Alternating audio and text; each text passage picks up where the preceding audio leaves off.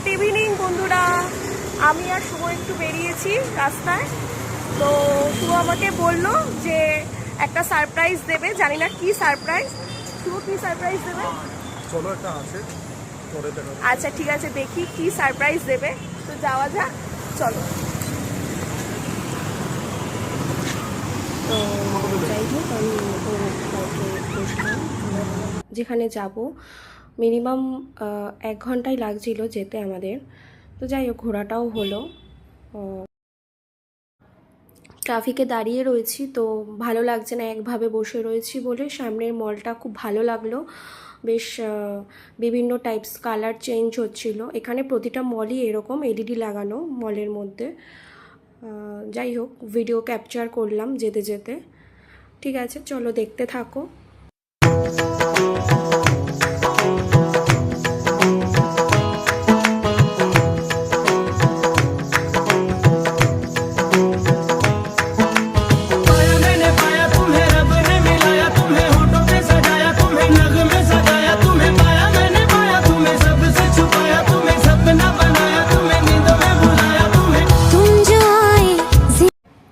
Finally পৌঁছালাম। তো এসে দেখলাম ও আমাকে ভিভোর শোরুমে নিয়ে এসছে। তো মনে হচ্ছিল যে ও আমাকে কি দেবে।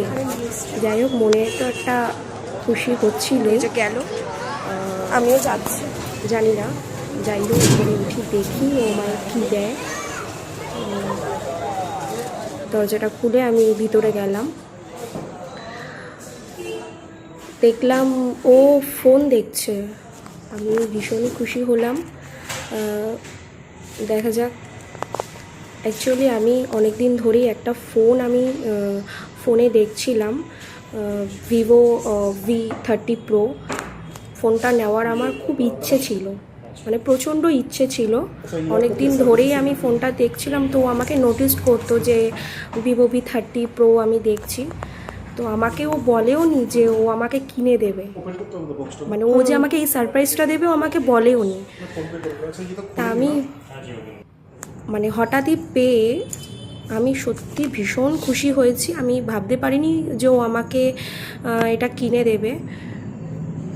যাই হোক, আমি সত্যি ভীষণ খুশি হয়েছি আমি গিফটটা পেয়ে। তো যাই হোক, ফোনটা আমাকে কিনে দিল। দেওয়ার পরে যা যা লাগানোর ফোনের মধ্যে, টেম্পল গ্লাস আরও যাই হোক, তো সেগুলো লাগাচ্ছিল। দেন আমি একটু শোরুমটা দেখিয়ে দিলাম তোমাদেরকে। তারপরে ফোনটা আনবক্সিং আমি করছি। বেশ খুশি খুশি লাগছে নিজের কাছে, কারণ যেহেতু অনেক দিন ধরেই ফোনটা নেওয়ার খুব ইচ্ছে ছিল মনে মনে। তো শুভ বুঝতেই পেরেছিল যে ফোনটা নিতে চাইছি, ওকে আমি কিছু বলিনি। আর আমি ভাবতেও পারিনি ও যে আমাকে দেবে। তো যাই হোক, ফোনটা যখন কাটছিলাম না, একটু হাতটাও কাঁপছিল। আসলে মনটা খুব খুশি, তো ফোনটা পেয়ে সেই জন্য। ফোনটা হাতে নিয়ে আমি সত্যি ভীষণ খুশি হয়েছি, কারণ যতই হোক একটা আশা করে অনেকদিন ধরে একটা জিনিস দেখছি যে নেব। আর আমার সত্যি কথা বলতে কি, আমার ফোনের প্রতি খুব নেশা। আমার ফোনে বিয়ের আগে থেকেও আমি প্রত্যেক বছর অন্তর অন্তর আমার বাবা একটা করে আমাকে ফোন দিত। ঠিক আছে, তো বিয়ের পর আমার বরই আমাকে কিনে দিল একটা ফোন, যেটা আমার খুব পছন্দের ছিল ফোনটা। আর যখন যেই ফোনই মার্কেটে মানে বেরোতো না কেন, আমি দেখতাম ইউটিউবে, কারণ আমার ফোনের প্রতি সত্যি ভীষণই নেশা। তো যাই হোক, ফোনটা নিয়ে একটুখানি ক্যাদদারি মেরে একটু পোজ দিচ্ছিলাম নতুন ফোন হাতে নিয়ে। ভিডিও করে দিচ্ছিল শুভ আমাকে। তো ফোনটা খুলছি এবার। ফোনটা অফ ছিল যেহেতু বক্সে ছিল। তো যাই হোক, ফোনটা অন করলাম। আর একটা কথা কি বলো তো, বিয়ের আগে বাবার দেওয়া জিনিস যেটা একটা অন্যরকম ফিলিংস, আর বিয়ের পর বর মনের কথা বুঝে গিয়ে সেটা যে গিফট করে, একটা বড় সড়ো সারপ্রাইজ হয়, সেটা কিন্তু অন্যরকমই ফিলিংস। সেটা প্রত্যেকটা মেয়েদের। ফোনের সমস্ত সেটিং যদি উলটপালট আছে, যেহেতু নতুন ফোন, তো বাড়িতে এসেই সব ঠিক করব। তো ফোনটা একটু দেখিয়েও দিলাম। তো আমার কমপ্লিট কেনা, এবার বেরোচ্ছি ফোনটা নিয়ে। যাই হোক, সত্যি যাই হোক, সত্যি কথা বলতে আমি ভীষণই খুশি হয়েছি, কারণ ও যে আমার মনের কথাটা বুঝতে পেরেছে, রাস্তার ওকে একটা আমি জায়গায় যদিও আমরা দুজনে বলিনি। দাঁড়ালাম। তো কি খাচ্ছ? ও যে আমার মনের কথা মুখে, মানে আমার বালুশা মুখের খাচ্ছে, আর কথা আমি খাবো মুখেই হচ্ছে থাকে, আমি ফলের কিন্তু জুস। কোনো সময় ওকে মুখ ফুটে এখানে বলিনি বিভিন্ন যে এটা টাইপসের দাও ফল ওটা দাও। আছে। কিন্তু ও বুঝে যায়, এটাই যদিও ভালোবাসা আমাদের মধ্যে। তো ঠাকুরের আশীর্বাদে থাকবে এরকমই।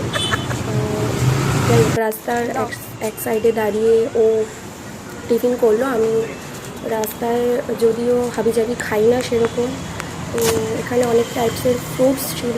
তো আমায় বললো কী খাবে, তো আমি বললাম যে ফলের জুস খাবো। তো ওটাই জাস্ট খেলাম টিফিন।